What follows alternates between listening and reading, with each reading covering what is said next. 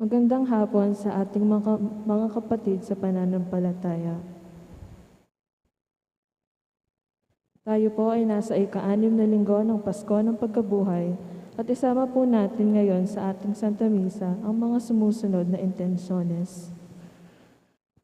Para sa pasasalamat nina, Familia Baquiano, Familia nina Nenet Valdecantos at Erlinda Redes. Para sa espesyal na kahilingan nina, Emeline Guevara Angeles, Justin Gabriel Angeles, Familia nina Lenin at Evelyn Malang, Familia nina Eduardo Giros, Familia Paldeng, Mary Manet Pineda, Maribel Mandelia, Angie Bondok Liklikan, Familia nina Amelia Baby Julian, Elian Micael de Jesus, Mary Ann Soliman, Marian Kinzinger, at Edgar Dalay. Para sa mabilis na kagalingan at kaligtasan nina Chodora Suing, Nora Simbol, Maylene Soberano, Benson Ong Sr., Carmelita Tiglao, Nilo Udan, Luther Lopez, Remio Pangan, Glenn Liwanag, Gloria Sese, Dan Michael Manlutak, Alexander Paiwan, Susana Dalay, Gabriel Atienza, Emily Natakaw Inoue, Josephine Palafox, Elizabeth Fernandez, at sa lahat ng kaibigan na may sakit. Para sa gabay at proteksyon ng banal na espiritu sa pamilya ni Annie Rezon at pamilya ni Antonio at Josefina Guevara.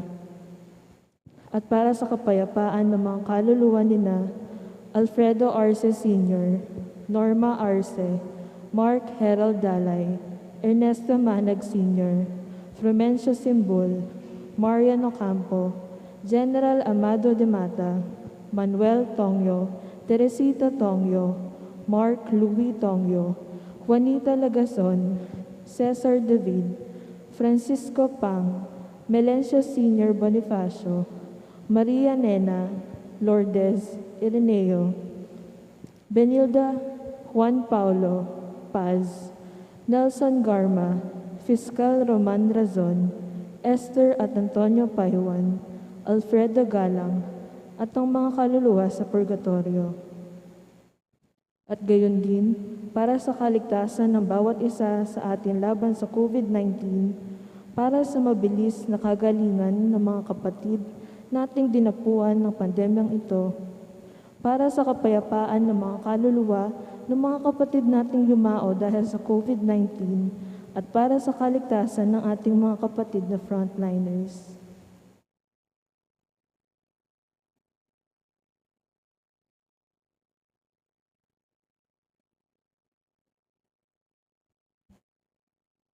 Tayo po ay lumuhod para sa Oratio Imperata. Sa ngalan ng Ama, ng Anak, at ng Espiritu Santo. Amen. Mahabagin at maawaing Ama, inaamin namin ang mga kasalanan at mapagkumbabang dumudulog sa iyo upang makatagpo at ng pagpapatawad at buhay. Nagsusumamo kami sa iyo sa upang hilingin ang iyong patnubay laban sa COVID-19 na nagpapahirap sa marami at kumitil na mga buhay. Tunghayan mo kami ng may pagmamahal at ipagadya kami ng iyong paghilom na kamay mula sa takot sa kamatayan at karamdaman. Itaguyod mo kami sa pag-asa at patatagin sa pananampalataya. Gabayan mo ang mga dalubhasang naatasan na tumuklas ng mga lunas at paraan upang ihinto ang paglaganap nito. Pagpalain mo ang aming mga pagsisikap na mawakasan ng mga nalinang na gamot ang pandemya sa aming bayan. Patnubayan mo ang mga lumingap sa may sakit upang ang mga kanilang pagkalinga ay malaki pa ng husay at malasakit. Pagkalooban mo sila ng kalusugan sa isip at katawan, katatagan sa kanilang paninindigang maglingkod, at isang alang-alang sa karamdaman.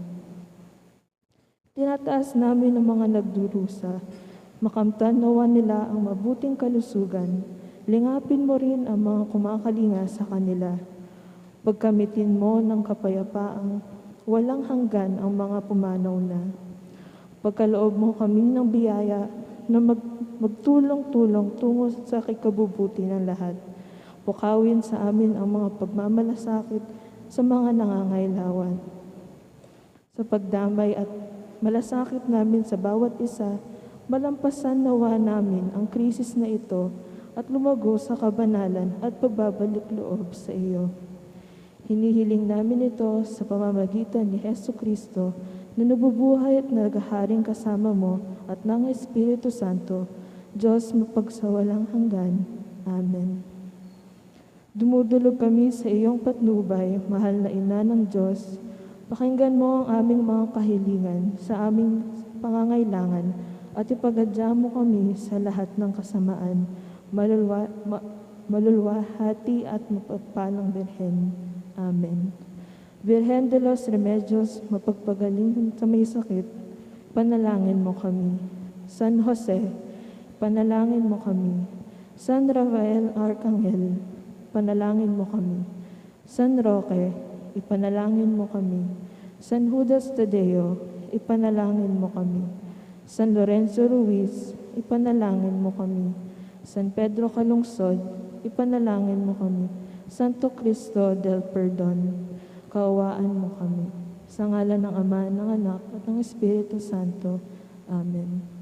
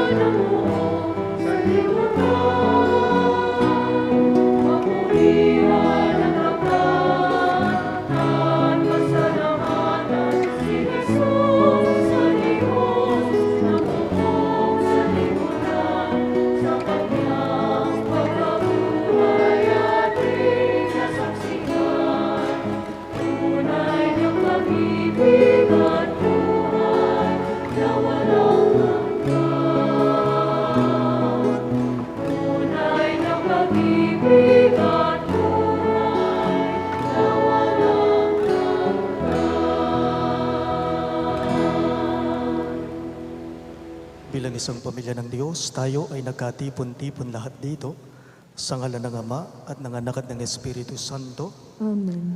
Ang pagpapala ng ating Panginoong Hesukristo, ang pag-ibig ng Diyos Ama, at ang pakikipagkaisa ng banal na Espiritu, naway sumainyong lahat. At sumayo rin.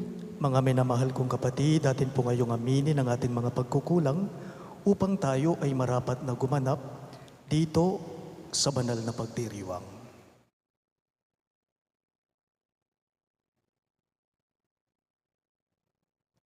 Inaamin ko sa makapangyarihang Diyos at sa inyo mga kapatid na lubha akong nagkasala sa isip, sa salita at sa gawa at sa aking pagkukulang. Kaya'y sinasamo ko sa mahal na Birheng Maria, sa lahat ng mga anghel at ng mga banal, at sa inyo mga kapatid, na ako'y ipanalangin sa Panginoong ating Diyos. Kaawaan tayo ng makapangyarihang Diyos, patawarin tayo sa ating mga kasalanan at patnubayan tayo sa buhay na walang hanggan. Amen.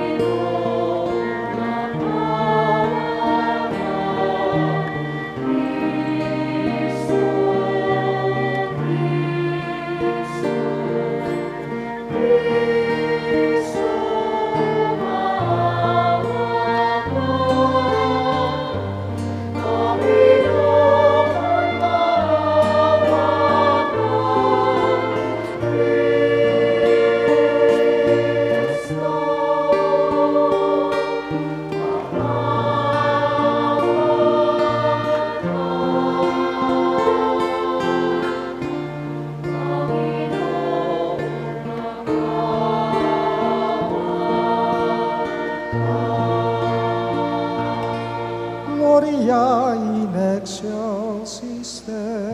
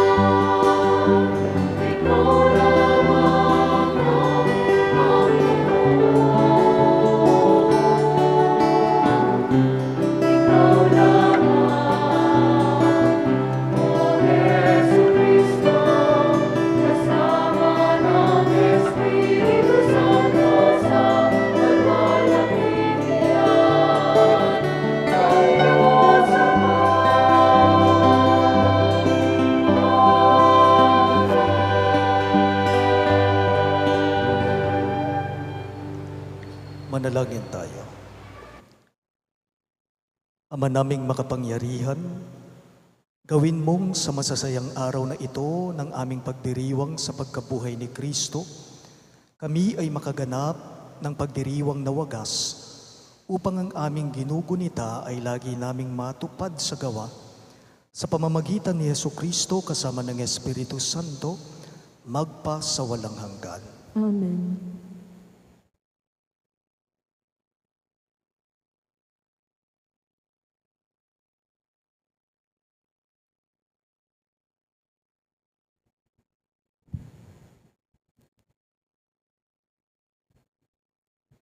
Pagbasa mula sa Gawa ng mga Apostol.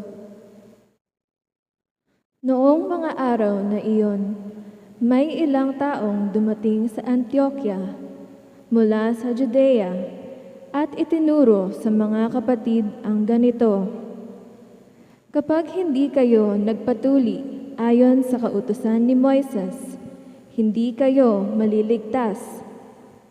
Tinutulan ito ni na Pablo at Bernabe at naging mainitan ang kanilang pagtatalo tungkol dito.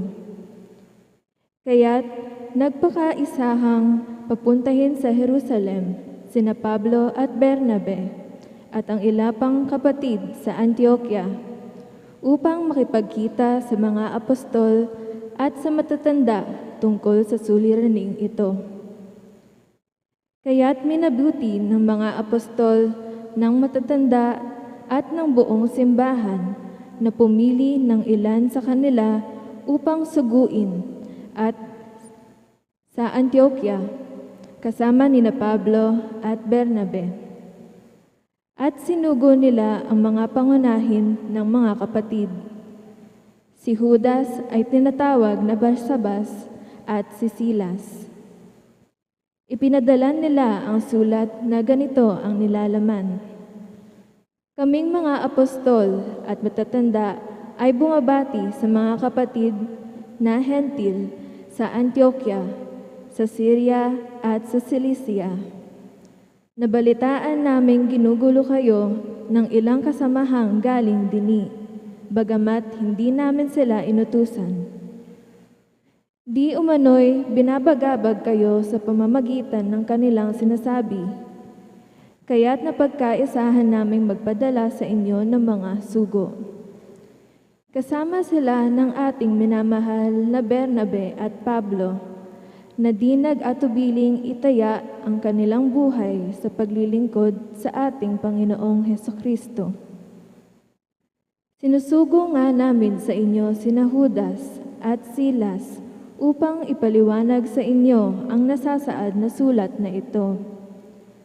Sa udyok ng Espiritu Santo, ang naging pasya namin ay huwag na kayong atangan ng iba pang pasanin maliban sa mga bagay na talagang kailangan.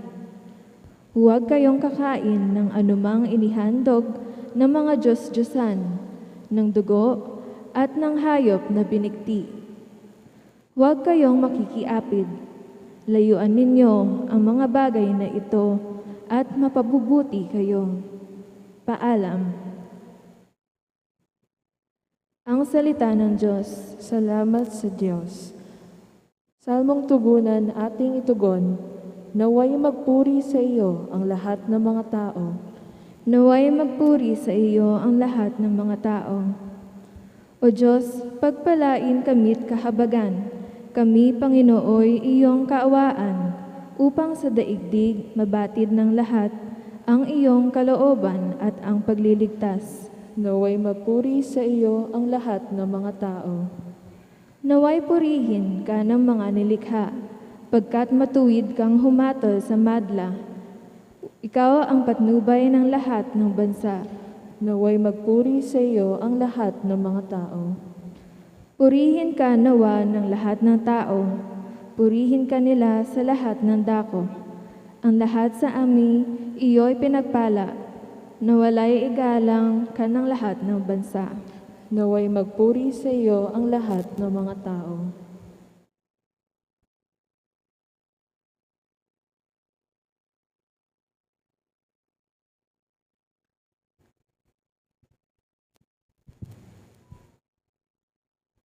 Pagbasa mula sa aklat ng pahayag.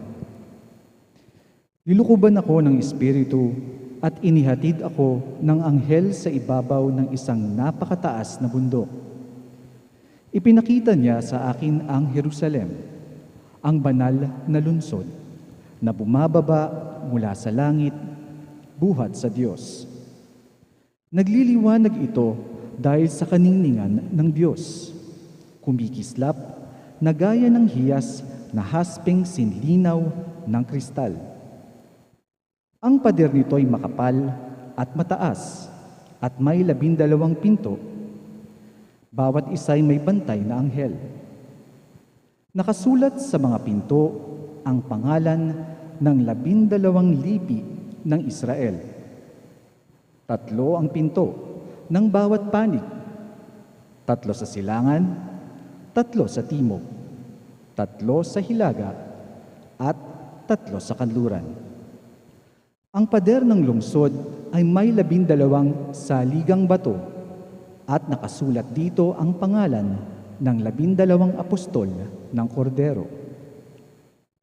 Napansin ko na walang templo sa lungsod sapagkat ang Panginoong Diyos na makapangyarihan sa lahat at ang Kordero ang pinaka-templo roon. Hindi na kailangan ng araw o ang buwan upang liwanagan ang lungsod, pagkat ang kaningningan ng Diyos ang nagbibigay liwanag doon, at ang Kordero ang siyang ilawan. Ang salita ng Diyos. Salamat sa Diyos. Magsitayo po ang lahat upang parangalan ang mabuting balita ng Panginoon.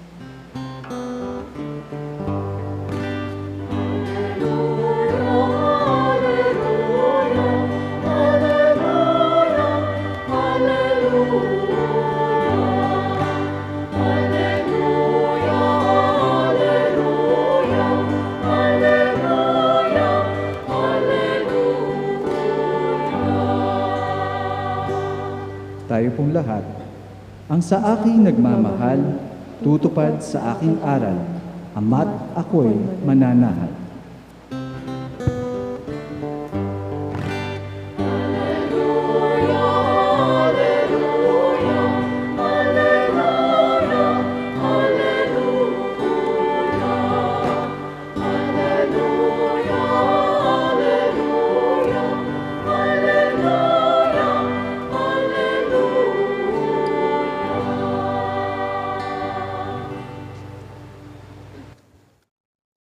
Sumainyo ang Panginoon. At sumayo rin. Pagbasa mula sa Ebanghelyo ayon kay San Juan. Papuri sa iyo, Panginoon.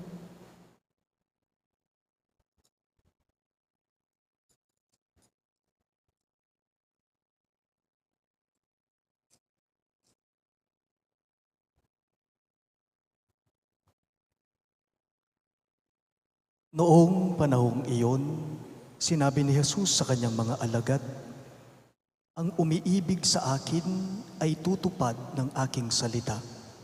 Iibigin siya ng aking Ama, at kami ay isa sa Kanya at mananahan sa Kanya. Ang hindi umiibig sa akin ay hindi tumutupad sa aking mga salita. Hindi akin ang salitang naririnig ninyo, kundi sa Amang nagsugo sa akin.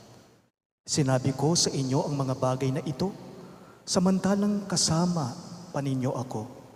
Ngunit ang patnubay, ang Espiritu Santo, na susuguin ng Ama sa pangalan ko, ang siyang magtuturo sa inyo ng lahat ng bagay at magpapaalala ng lahat ng sinabi ko sa inyo. Kapayapaan ang iniiwan ko sa inyo. Ang aking kapayapaan ang ibinibigay ko sa inyo. Hindi ito katulad ng ibinibigay ng sanlibutan. Huwag kayong mabalisa. Huwag kayong matakot. Sinabi ko na sa inyo, ako ay aalis, ngunit babalik ako. Kung iniibig ninyo ako, ikagagalak ninyo ang pagpunta ko sa Ama, sapagkat dakila ang Ama kaysa sa akin. Sinasabi ko na ito sa inyo bago pa mangyari, upang kung mangyari na, kayo'y manalig sa akin. Mga kapatid, ang mabuting balita ng ating Panginoon. Pinupuri ka namin, Panginoong Heso Kristo.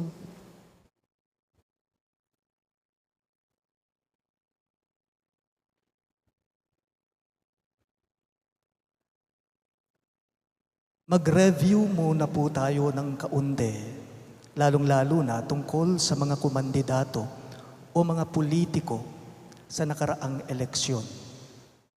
Kasi halos 2 linggo pa lamang po ang nakakaraan. Di po ba may huling habilin sa atin ang mga kumandidato, ang mga politiko noong nangangampanya pa sila sa atin? Ano ang habilin nila sa atin? Ano ang huling habilin ng mga ito sa atin? Sabi nila, huwag ninyong kakalimutan ang aking pangalan. Kung sakaling makalimutan man ninyo ang aking pangalan, kahit yung numero ko lamang sa balota, yun ang tandaan ninyo, sapat na. Yun lang po. Huwag kakalimutan ang kanilang pangalan. Kung makalimutan man, yung numero nila sa balota, yun ang ating tandaan. Tanong lang po, bakit ganito ang habilin ng mga politiko sa atin sa nakaraang halalan, sa nakaraang eleksyon? Bakit? Bakit naghabilin sila sa atin? Kasi po alam nila na ang mga botanteng Pilipino ay makakalimutin po pagkatapos nilang ibinulsa yung sobrang natanggap nila mula sa kanila. Yun lang. Mayroon daw pong isang ina, may isang nanay, at ang nanay na ito ay may malubhang karamdaman.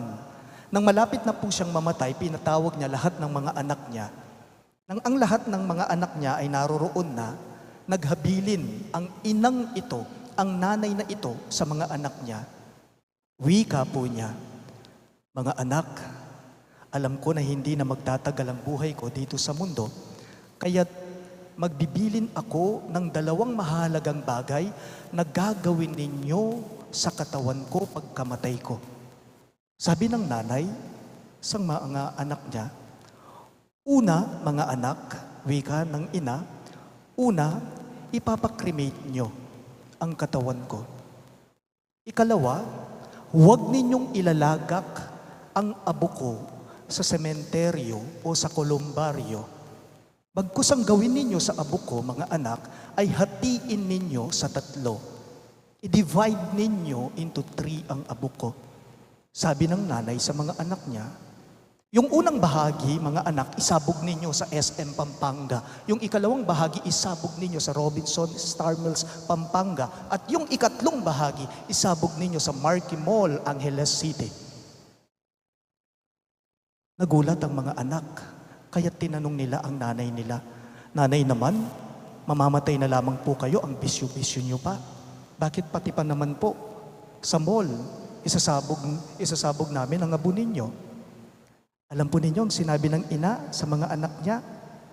Kasi mga anak, alam ko na pagkamatay ko, hindi na ninyo ako dadalawin pa sa sementeryo. Alam ko makakalimutin kayo, buti pa sa mga mall, madalas kayo. Para kung pumunta man kayo sa mall, parang dinalaw na rin ninyo ako noon at nalagutan ng hininga ang ina. Pansinin po ninyo, wala po yatang taong umaalis na hindi nag-iiwan ng habilin.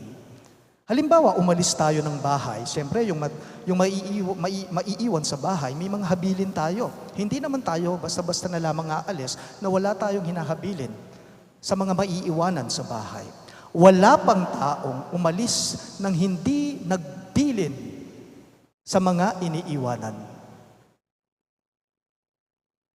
Today, we are already on the 6th Sunday of Easter, and this Sunday, this day comes just before the Lord's Ascension.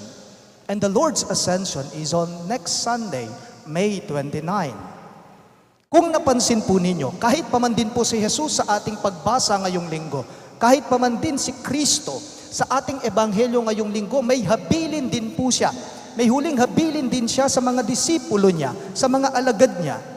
Tanong, bakit may huling habilin si Kristo sa kanyang mga disipulo? Kasi alam kasi ni Jesus na ang mga disipulo niya, makakalimutin din sila. Mapangalingwan la kasi, ring alagad na, inya may nabilin niya, kareti. Alam po ninyo kung bibigyan ko ng tema ang ating ebanghelyo ngayong linggo? Kung bibigyan ko ng tema ang ating pagbasa ngayong linggo, lalong-lalo na ang ating ebanghelyo, ito po ay pangangalanan ko sa temang araw ng mga habilin. Araw ng mga taong makakalimutin. Yun ang magandang tema sa ating ebanghelyo. Araw ng mga habilin o kaya naman araw ng mga taong makakalimutin. Ewan ko lang po kung sang-ayon ang mga mister na naririto ngayon nagsisimba sa mga katagang sasabihin ko. Sabi po nila, kung may mga tao daw po, kung may mga taong makakalimutin daw po, ito daw po ay walang iba kundi ang mga lalaki. Kung mayroon man daw pong mga taong makakalimutin, ito daw po ay ang mga lalaki. Bakit? Makakalimutin daw po ang mga lalaki, lalong-lalo na nakakalimutan nilang may pamilya na sila. Makakalimutin daw po ang mga lalaki madalas. Bakit? Dahil kung minsan nakakalimutan nilang may asawa sila. Minsan daw po nagkita daw po ang dalawang magkumpare. Nagkumustahan ang dalawang ito. Sabi nung isa, o pare, kumusta ka? Sumagot yung isa, pare, okay naman. O, kayo ni Mrs., ni Mari ko, kumusta kayo? Mabuti naman kami ni Mari mo, pare. Next week nga, anniversary namin. Ibibili ko siya ng bulaklak, pare. Nagsalita muli, yung isang kumpare, buti ka pa, pare. Natatandaan mo yung araw na kinasal kayo ni Mari ko? Buti ka pa, pare, natatandaan mo ang anibersaryo ng kasal ninyo ni Marico. Sumagot muli yung isang kumpare, oo naman, pare, hinding-hindi ko makakalimutan at tandang-tanda ko pa yung araw na pinakasalan ko ang Mari mo. Pero hindi ko na matandaan, hindi ko na maalala yung dahilan kung bakit ko siya pinakasalan. Yung isang kumpare, naging makakalimutin siya. Sa isip ko, sa palagay ko, pinikot lang siya ng misis niya. Pinikot lang siya ng misis niya. Oo nga naman, lahat po tayo, makakalimutin tayo eh. Kaya't bagay sa atin ang araw na ito. Bagay lahat sa atin ang linggong ito. Araw ng mga taong makakalimutin. Araw ng mga habilin. Bakit bagay sa atin ang araw na ito? Kasi po kung minsan tuliro tayo, kaya nga't may mga bagay-bagay na nakakalimutan natin. Kung minsan wala tayo sa sarili natin, kaya nga't nagiging makakalimutin tayo. Bakit nakakalimut tayo minsan? Dahil iba-iba na yung mga inaasikaso natin. Dakal ta nagagawan, dakal ta napagobran, dakal ta nalilingunan. Sapin-sapin, inggagawan. Kung minsan balisa, yung isip natin, pati puso natin. Dahil, bakit makakalimutin tayo? Kasi kung minsan nagiging ulyanin na tayo dahil tumatanda tayo. Tumatanda ang tao. Sige nga po. Ano po ba yung mga bagay-bagay na minsan nakakalimutan natin? Ako po palagi kong nakakalimutan ang susi ko sa kwarto ko. Kung minsan nagmimisa na ako, pagkatapos ng misa ko, papasok na lamang ako sa room ko, sa kumbento. Wala pala yung susi ko, nakalimutan ko sa loob ng kwarto ko. Itatawagin ko muna ang sakristan ko at pabubukas ko ang kwarto ko sa kanya. Ano pa yung mga bagay-bagay na kung minsan nakakalimutan natin? Salamin sa mata. May isang parokyano dito sa St. Jude na ikwento niya sa akin, minsan daw, may nguluyaking balera. Nataranta ang lahat ng kasama niya sa bahay. Sige, pinapahanap niya ang salamin niya, pinapahanap niya. Yung anak niya, sinabi niya sa kanya, Nanay, pinapahanap mong salamin mo, hayan, suot-suot mo. Ano pa ang mga bagay na nakakalimutan natin? Kung minsan yung mga taong malapit sa atin, nakakalimutan natin yung birthday nila, Kung minsan may mga importanteng appointments tayo, kung minsan nakakalimutan natin, kung minsan mismong mga tao kaharap mo na ang tao, familiar ang mukha niya sa'yo, pero hindi mo maalala kung anong pangalan niya, nakalimutan mo. Pati po utang, nakakalimutan. Pati utang, nakakalimutan. Hindi na mabayad-bayaran. Kahit hininga, nakakalimutan. Kaya nga po, pag may namatay, pag tatanong natin kung anong dahilan ng ikinamatay, kung minsan yung isasagot nila sa atin, hayun, nakalimutan niyang huminga. Pati ang mga turo ni Jesus, nakakalimutan din natin. Pati ang mga itinuturo ni Jesus sa atin, nakakalimutan natin. Yung turo niya tungkol sa kabutihan, limot natin yan minsan. Yung turo niya tungkol sa kabanalan, limot natin yan minsan. Pati yung mga habilin ni Jesus sa atin, na itinuturo niya sa atin, magmahal ka, nalilimutan mo. Magpatawad ka, limot. Magbigay ka, magbahagi ka, wala, limot natin yan. Alam ng Diyos ang mga bagay na ito sa atin at alam din po ni Jesus ang kasabihan na gamot sa nakakalimot, paalala. Ang gamot sa nakakalimot, habilin. Pag-anak ka, panabilin. Sinabi po ni Jesus sa ating ebanghelyo ngayong linggong ito, Jesus said in our gospel for this Sunday, the Advocate, the Paraclete, the Holy Spirit will teach you everything and will remind you of all that I told you. Sabi ni Jesus sa mga disipulo niya. Yun po ang mabuting balita. Sa atin pong makakalimutin, ang Diyos iniiwan niya ang Espiritu niya sa atin. Karing taong mapangalingwan, ing Espiritu na kay katamo yang kayang lalakwan. Balikan ko lang, tayong mga bumoto, maliban po sa pangalan at numero ng mga politikong kumandidato sa nakaraang eleksyon, para daw hindi natin makalimutan ang kanilang mga pangalan at numero, gumawa daw tayo sa presinto, dapat nandun na tayo, mayroon na tayong sariling kodigo. Antiya pong kodigo, ing banal ay espiritu. Banal na kodigo, ito ay ang Paraklito. At ito po ay nagpapaalala sa atin tungkol sa mga turo ni Jesus sa atin na ang Diyos mahal niya tayo, na ang Diyos pinapahalagahan niya tayo. Importante lahat tayo sa Diyos, na ang Diyos nais niya ang bawat isa sa atin ay maging masaya, maligaya at wala siyang nalilimutan sa atin. Lahat tayo ay pinipili niya dahil tayo'y mga anak niya. Pero, nakakalungkot man pong sabihin sa inyo, kung minsan limot natin itong mga turo ng Diyos. Bakit? Kasi kung minsan mas pinipili nating gawin yung alam nating hindi matino, kung minsan nakakalimutan natin yung totoo, yung husto, at yung wasto. Saktuya po, kailangan tayo po, iting banalagode ko tamo, iting santong paraklito, iting santong kodigo, alang aliwa no neing banalay espiritu.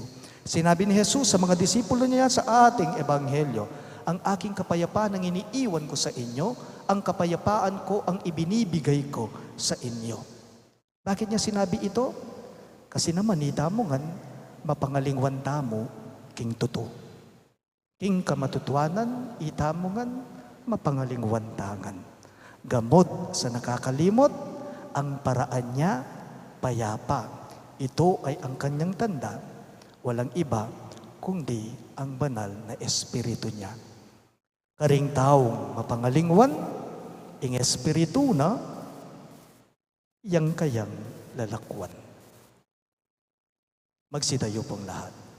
Sumasambalataya ako Sa Diyos, amang makapangyarihan sa lahat, na may gawa ng langit at lupa. Sumasampalataya ako kay Hesukristo, iisang anak ng Diyos, Panginoon nating lahat. Nagkatawang tao siya, lalang ng Espiritu Santo, ipinanganak ni Santa Mariang Birhen. Pinagpakasakit ni Poncio Pilato, pinako sa krus, namatay, inilibing, nanaog sa kinaroroonan ng mga yumao, nang maikatlong araw na buhay na maguli. Umakyat sa langit, naluluklok sa kanan ng Diyos amang makapangyarihan sa lahat, noon nagmumulang paririto at huhukom sa nangabubuhay at nangamatay na tao. Supasampalataya naman ako sa Diyos Espiritu Santo, sa banal na simbahang katolika, sa kasamahan ng mga banal, sa kapatawaran ng mga kasalanan, sa pagkabuhay na muli ng nangamatay na tao, at sa buhay na walang hanggan. Amen. Ang tunay na pagmamahal sa Panginoon ay naipapakita sa pagtitiwala sa Kanya at pagtupad sa Kanyang mga salita. Itinataas po namin sa iyo, Ama, ang aming mga kahilingan. Buong pagtitiwala kaming nananalig at dumadalangin. Panginoon, ipagkaloob mo ang aming kahilingan. Ulitin po ninyo. Panginoon, ipagkaloob mo ang aming kahilingan. Bigyan mo ng lakas, kalusugan at karunungan ang mga namumuno sa simbahan, lalo na ang aming Santo Papa, upang ganap nilang magabayan ang buong sambayanan sa pagpapahayag at pagsasabuhay ng mabuting balita ng kaligtasan. Manalangin tayo. Panginoon, ipagkaloob mo ang aming kahilingan. Pagkalooban mo ng pusong makadiyos at makatao ang mga namumuno sa aming bayan, upang makapaglingkod sila ng tapat sa kanilang nasasakupan. Manalangin tayo. Panginoon, ipagkaloob mo ang aming kahilingan. Pagpalain mo ang aming bayang Pilipinas upang kaming lahat na naninirahan dito ay magkaisa at magtulungan tungo sa isang mapayapa, malaya at masaganang bansa. Manalangin tayo. Panginoon, ipagkaloob mo ang aming kahilingan. Pagpalain mo ang mga kapatid naming may sakit, may kapansanan, dukha, at mga binabaliwala sa lipunan upang sila ay makatagpo ng kapanatagan sa iyo sa pamamagitan ng aming paglingap at pakikibaka sa buhay kasama nila. Manalangin tayo. Panginoon, ipagkaloob mo ang aming kahilingan. Tulutan mo ng kapahingahan at kagalakang walang hanggan ang mga kapatid naming pumanaw. Manalangin tayo. Panginoon, ipagkaloob mo ang aming kahilingan. Sa ilang sandali ng katahimikan, itaas natin sa Diyos ang ating personal na intensyon.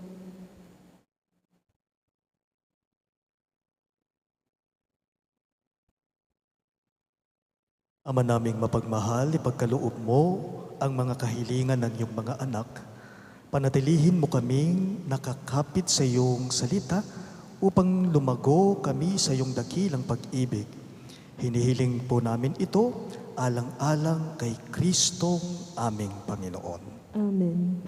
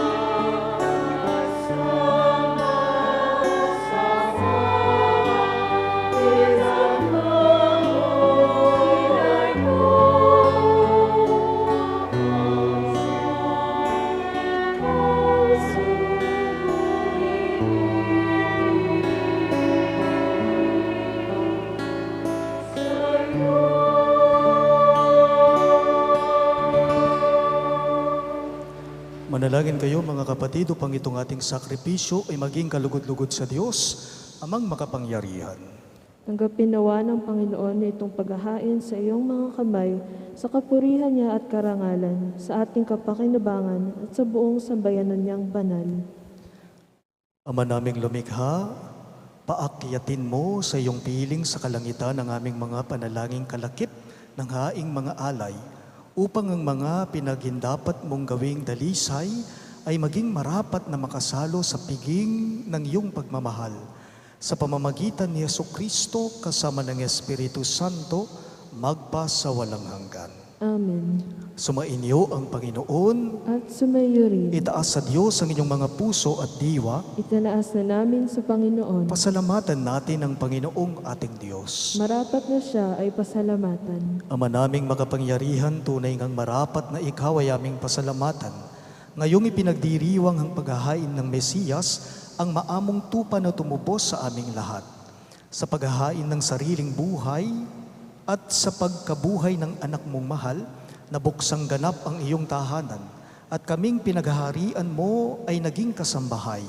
Sa pagkamatay niya sa krus, nalupig ang kamatayan. Sa kanyang pagkabuhay, naging buhay siya ng tanan. Kaya, kaisa ng mga anghel na nagsisiawit ng papuri sa iyo ng walang humpay sa kalangitan, kami nagbubunyi sa iyong kadakilaan.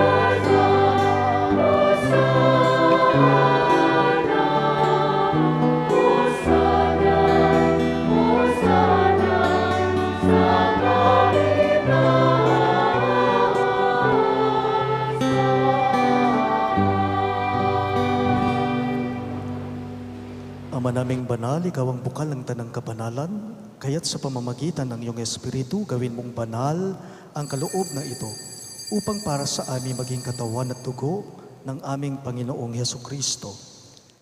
Bago niya pinagtiis ang kusang loob na maging handog, hinawakan niya ang tinapay, pinasalamatan kanya, pinaghati-hati niya iyon at iniabot sa kanyang mga alagad at sinabi, "Tanggapin ninyong lahat ito at kanin. Ito ang aking katawan na ihahandog para sa inyo."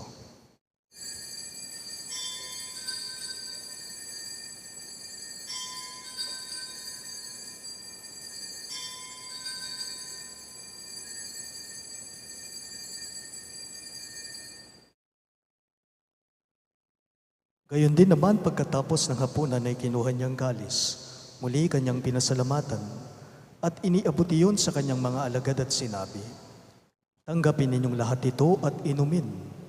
Ito ang kalis ng aking dugo, dugo ng bago at walang hanggang tipan na para sa inyo at para sa lahat ay bubuhos sa kapagpapatawad ng mga kasalanan. Gawin ninyo ito bilang pag-alala sa akin."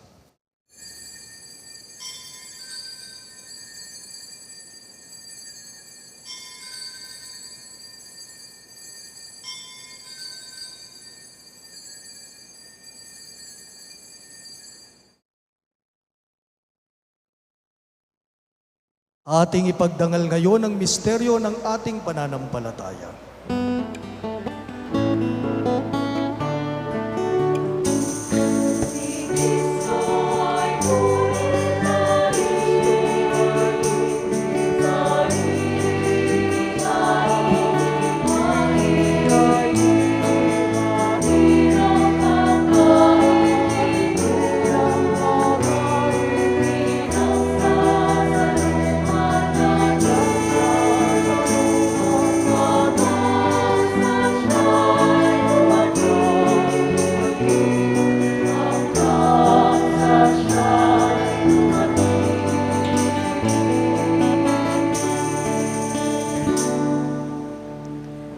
Ama, ginagawa namin ngayon ang pag-alala sa pagkamatay at muling pagkabuhay ng iyong anak.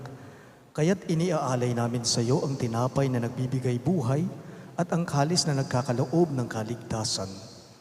Kami nagpapasalamat dahil kami iyong minarapat na tumayo sa harap mo para maglingkod sa iyo. Isanasamo namin kaming magsasalo-salo sa katawan at dugo ni Kristo ay mabuklod sa pagkakaisa sa pamamagitan ng Espiritu Santo.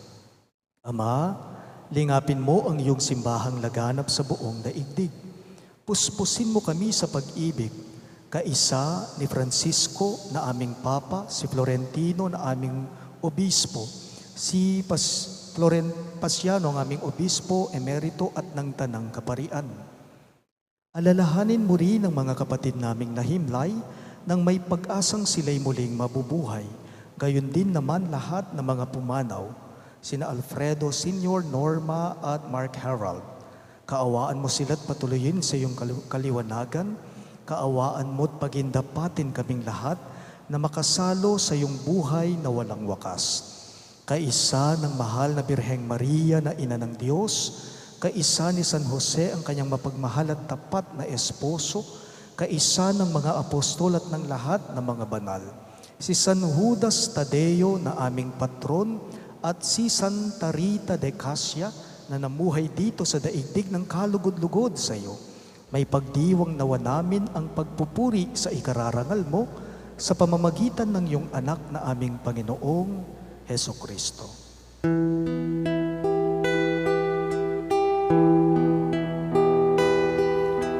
Sa pamamagitan ni Kristo, kasama niya sa Kanya, ang lahat ng parangal at papuri ay sa iyo, Diyos Ama makapangyarihan, kasama ng Espiritu Santo, magpasawalang hanggan.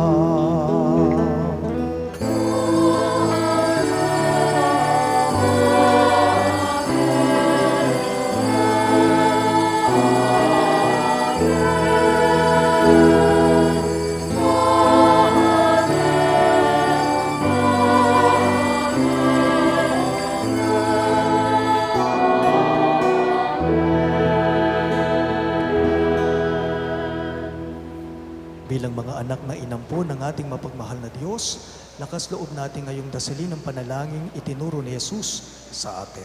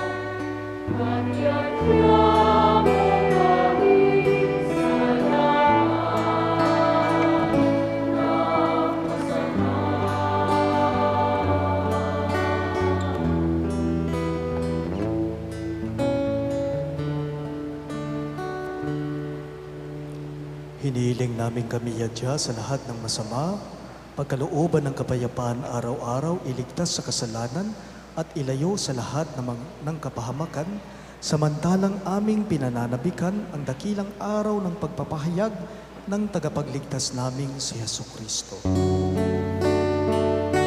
Sapagkat sa'yo ang kalinga, kapangyarihan at kapurihan, ngayon at magpapakailanman, ngayon at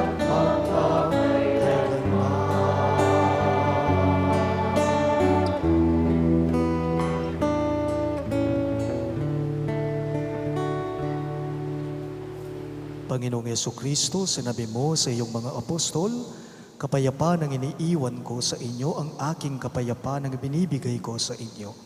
Tunghayan mo ang aming pananampalataya at huwag ang aming pagkakasala. Pagkalooban mo kami ng kapayapaan at pagkakaisa, ayon sa iyong kalooban, kasama ng Espiritu Santo, magpa sa walang hanggan. Amen. Ang kapayapaan ng Panginoon ay laging sumainyo. At sumayo rin. Maghangad at magbigayan po tayo ngayon ng kapayapaan sa isa't isa.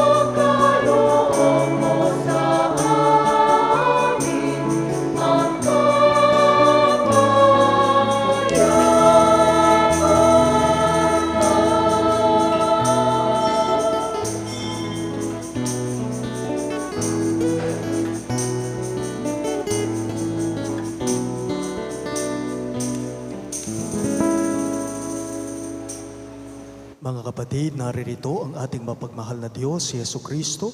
Siya ang kordero ng Diyos na nag-aalis ng mga kasalanan ng sanlibutan. Mapapalad ang mga inaanyayahan sa piging ng kordero.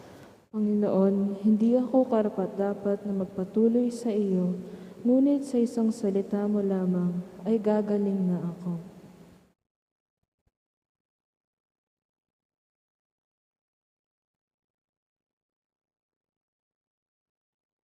Katawan ni Kristo, Amen.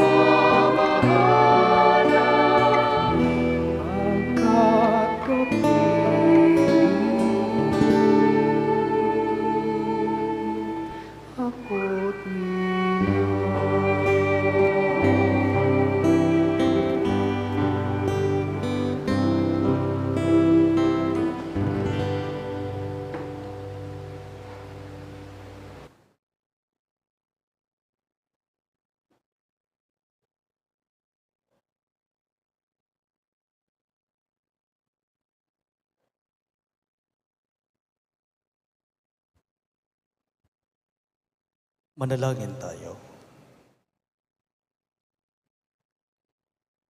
Ama naming mapagmahal, kaming pinapagsalo mo sa pagkabuhay ng iyong anak, ay papakinabangin mong lagi sa kanyang lakas bilang bungang masagana ng dulot mong pagliligtas.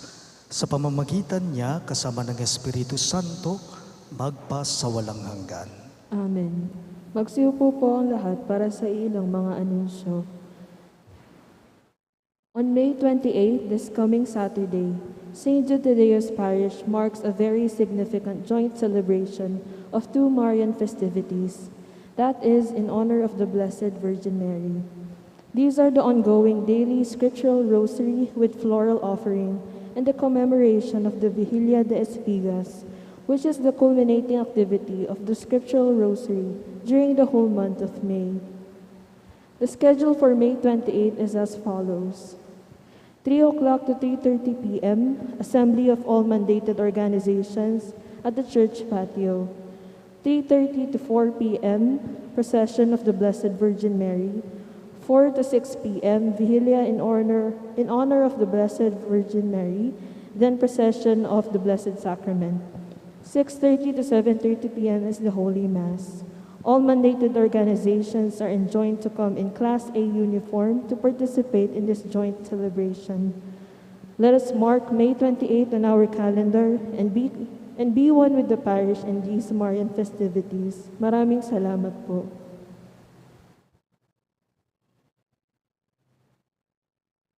Buong galak ko pong ipinapaalam sa inyong lahat, mga minamahal na parokyano at deboto ni San Judas Tadeo, na sa darating pong June 1, Miyerkules po yun, magkakaroon na po tayo ng bagong parish priest dito sa ating parokya. Kung nakikita po ninyo yung picture niya sa mga monitors natin, siya po ay walang iba kundi si Reverendo Padre Pedro Valencia or Among Pete Valencia. Si Among Pete po ang kasalukuyang Econom or Finance Administrator, Finance Officer ng Archdiocese.